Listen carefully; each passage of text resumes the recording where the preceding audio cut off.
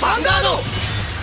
A true swordsmaster knows that he's never done training, that he can always sharpen his skills, strengthen his resolve, and nothing is more true for Dragonic Blademaster. After months of training, he perfected his craft.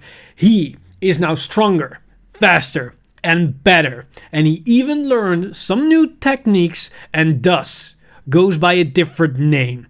This is the story of Sohan. Dragonic Blademaster Souen is the evolution of the original Dragonic Blademaster. Sohan is in all terms a much stronger card. He is faster, stronger, and more consistent. This is all to do with his new improved skills. Sohan has two different amazing abilities. Sohan's first ability allows him once per turn for the cost of 2 discards to create a vision token. This vision token is a grade free 13k unit with twin drive that performs drive checks once it attacks, even on the rearguard circle.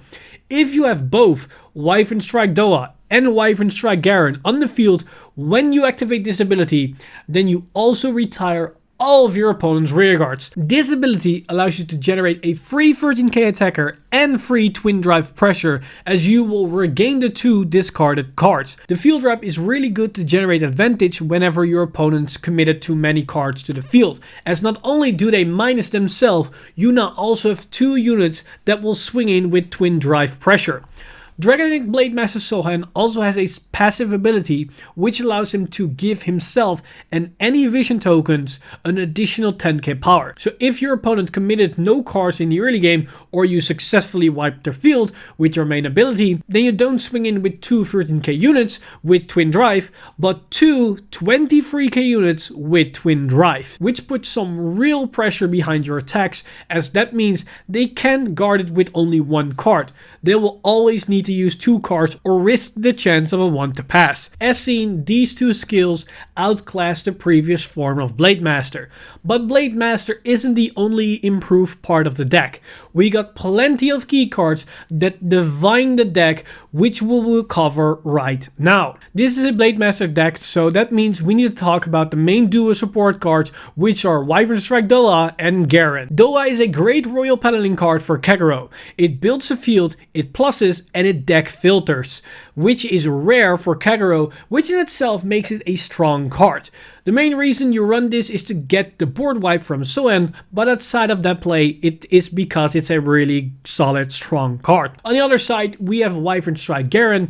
This grade 1 can be searched out with Doa, but it also stands out on its own, as it can be a solid 13k booster or beater, but it gives Doa a solid on-hit effect, and because Doa force triggers from your opponent's hand, you can force out a lot of guard, because not only have they this attack to deal with, but you also have 2 23k attacks that both have twin drive. So combined can really do a number on anybody's hand. A new Blademaster also means a new Blademaster duo, and this time we have 2 Dragon Dancers. Dragon Dancer Faya is not only a solid 15k beater, but also allows you to search for Doa and Garen, which are your most powerful cards besides Sohan.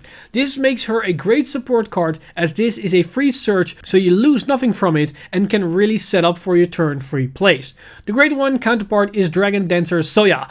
This card allows us to reload the deck with Doas and Garens, and at the same time empower this card so we can create a strong booster or attacker. This card allows us either to get more value out of our Doas whenever we have no Garens left in the deck, but it also gives us more value to Vaya, as it increases the chance to hit on her search. So far we only looked at the duo support cards, but there are of course plenty of other great support cards to play with in the new Blademaster deck.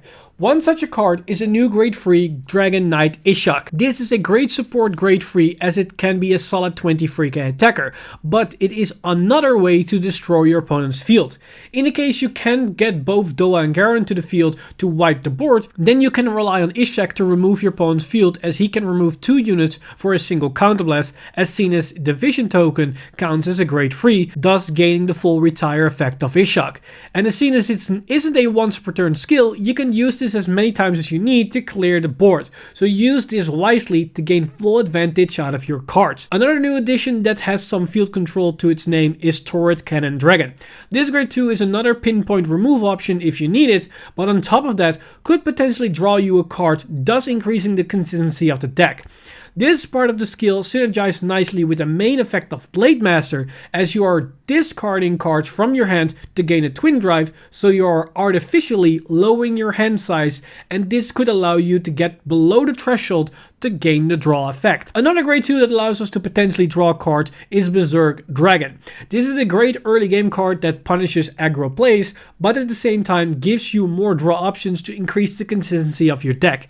If you combine this with cards like Dragon Newt or Ermo, you could potentially get a chain of draws active. Speaking of stable Dragon Newt, it is another old generic stable card that works well with Blademaster, as it can be used to play aggressive in the early game and then during the mid to late game cycle to your more important pieces that help push the game to an end. All these cards paint a good picture of what the deck can and wants to do. But so far, we actually see hardly any cost attached to our cards. Yes, we have a couple cards that uses Counterblast and Soul Blast, but those skills are mainly used when it's really needed to fix a bad scenario. The only skill you want to resolve on a consistent basis is Doa.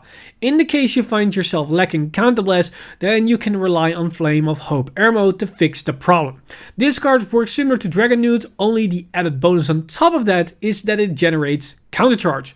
Soul should be even less of an issue than Counterblast, but if you really need more Soul, then there is one card that could potentially help you while applying more pressure, and that is Dragonic Gaias. This card can be combined with your Vanguard or Vision token to swing in with either double or triple crit attacks, depending on which force marker you chose. But this then puts more strain on your Counterblast, so be careful when playing this card. Now, in terms of triggers, you probably want to run a combination of draws and crits. You want to run some solid amount of crits to put value behind your 2 twin drive attacks, as without them you're only swinging for a single damage, and at the same time you need to run some draws, as you're reliant on not only a single Vanguard unit, but you also want to have access to Doa and Garen, so you could board wipe your opponent's field.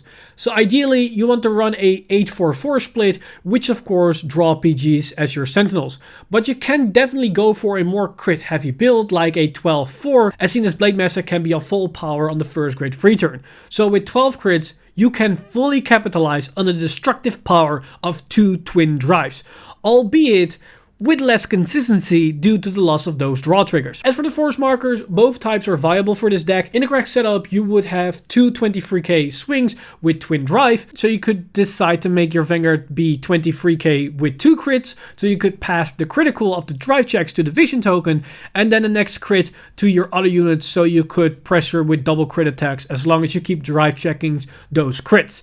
This is great damage denying option. However, against a more defensive deck that doesn't rely on perfect guards, this could become less effective, especially if you're running low on triggers. The other option is to go for Force 1, as it allows you to turn your 23k swings into 33k swings, and potentially higher. This means by default, they need to have perfect guards to stop the attack, or they need to waste a lot of guard early on. This is great against decks that don't rely on perfect guards. This is also more effective if you're running low on triggers and you aren't relying on the power of the triggers themselves and solely on the criticals themselves. So both force markers have their merits in this deck. Now, with all the basics laid down, we can start looking at how a Dragonic Blademaster Souen deck might be built, and we start by looking at a variant we somewhat can build from Silver Dust Blaze. And the reason I say somewhat is because we need Doa and Garen. Those cards are integral to the deck. So with that disclaimer, here's the first list. So as we can see, we have everything we already discussed. We have the Doa and Garen combo, as well as the Faya and Soya to combine for our main battle plan. Then in the support lineup, we have Ishak as well as Taurus Cannon Dragon, as they can help us clear the board and push our game plan forward in the case we miss Doa and Garen. But we see some new faces as well.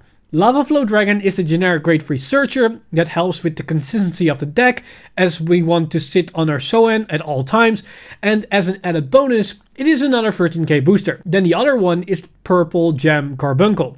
This grade 1 can be a 20k booster, which increased the power of a grade 3s from 23k all the way up to 43k, which are some powerful numbers. The way how this card works in this deck is by default game ruling.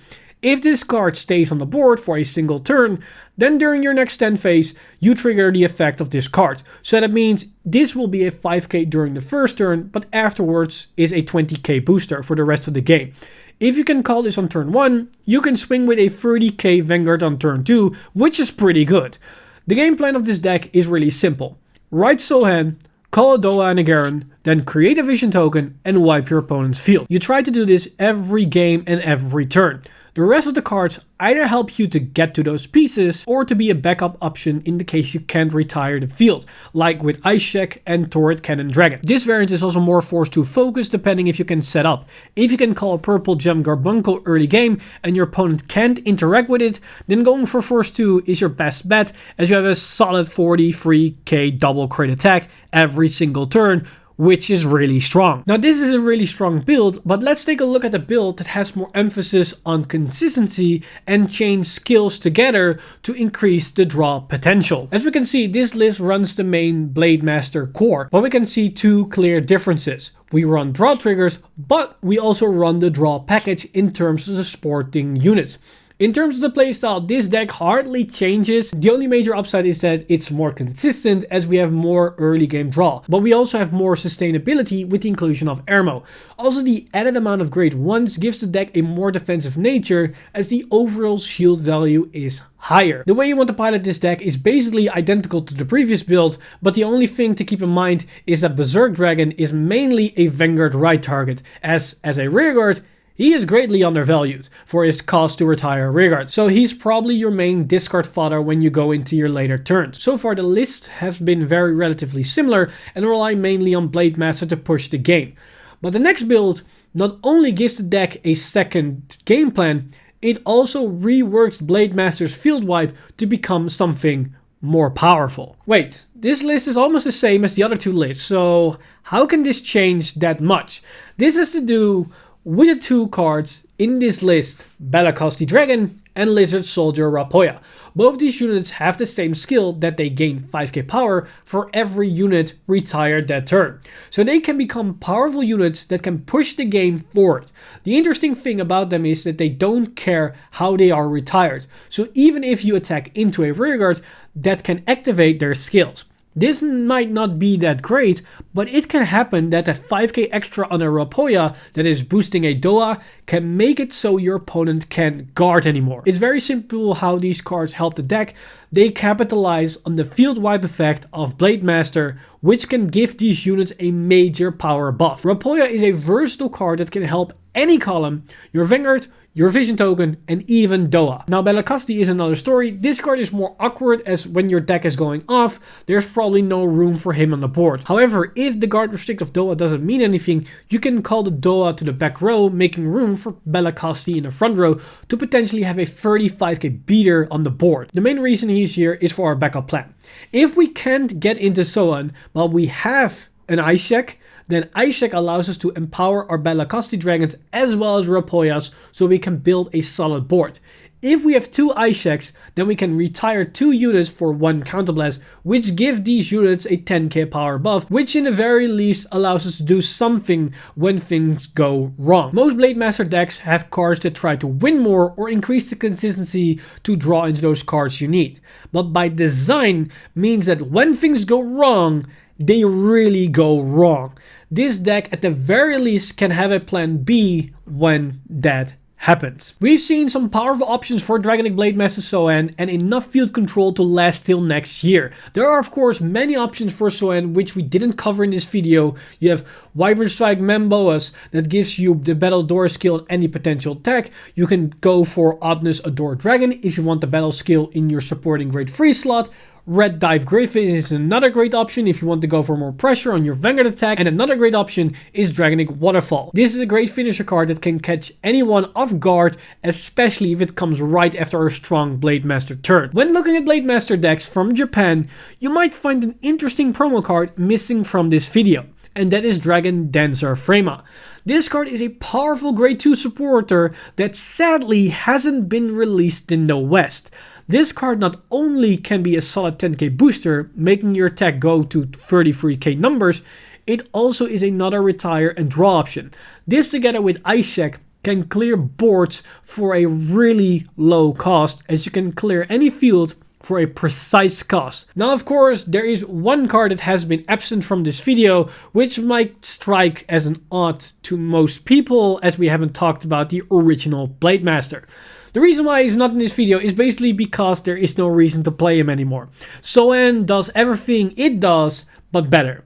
And even running it for the consistency isn't worth it, as if you ride him first, you're stuck on the vanilla Vanguard for a turn. And riding from a Sohan to a Blademaster also gives you nothing extra. And running both means excess copies will clutter your head, and they are vanilla on the rearguard unit. So because of all those factors, I personally see no value in running the old Blademaster in the new deck. Dragonic Blademaster Souen is an amazing new Vanguard that takes the old Blademaster playstyle and takes it to the next level. It has field control, power lines, extra drive checks, and plenty of draw power to make the deck consistent.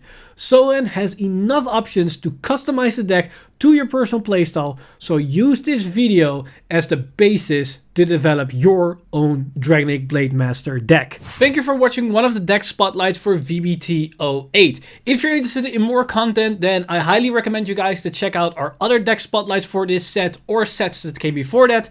And if your video isn't out yet, then sit tight, because we're going to upload those videos very soon, including budget decks for this particular set. But in the meantime, I want to thank my Patreon supporters over at patreon.com/VanguardInsider for making this video and everything else on the channel possible. You guys are amazing. If you do want to support the channel or everything that's happening on the channel, you can simply do that by going over to patreon.com/VanguardInsider and become a Patreon today.